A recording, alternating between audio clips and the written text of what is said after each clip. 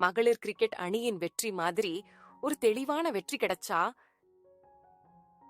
அது விளையாட்டுக்கு மட்டும் கிடைச்ச வெற்றியா, இல்லன்னா பல 100 வருஷமா பெண்களை கட்டுப்படுத்தி வந்த மனரீதியான அடிமைத்தனத்துக்கு எதிரா கிடைச்ச வெற்றியா?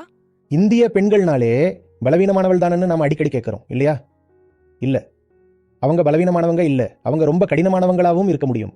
அதுக்கு என்ன ஆதாரம்னா, அவங்க வெளிநாட்டு பெண்களை தோற்கடிச்சிருக்கிறாங்க. அது எந்த மைதானத்துல? உணர்ச்சி பூர்வமான இடத்துல இல்ல, விளையாட்டு மைதானத்துல. உறுதியா சண்டை போடுற ஒரு பெண்ணை, அது ஹாக்கி மைதானமா இருந்தாலும் சரி, கிரிக்கெட் மைதானமா இருந்தாலும் சரி, நிறைய பேருக்கு பிடிக்கும். ஏன்னா அவளால கிரிக்கெட்லயோ பேட்மிண்டன்லயோ போராட முடிஞ்சா அவளால சமூகத்தோடையும் போராட முடியும். ஒரு பெண் போராளியா இருக்கணும். ஏன்னா அவளுக்கு கிடைக்கிற சூழல் இயல்பாவே அவங்களுக்கு எதிராகத்தான் இருக்கும். அதனால உங்க வீட்டில் மகள்களோ சகோதரிகளோ அல்லது எந்த பெண்ணா இருந்தாலும் அவங்களுக்கு போராட கற்றுக் கொடுங்க. அவங்க தலைகுனிய கற்றுக் கொடுக்காதீங்க. அவங்களோட தலை 100 வருஷமா ஏற்கனவே குனிஞ்சுதான் இருக்கு. அவங்க தலையை உயர்த்த கற்றுக் கொடுங்க.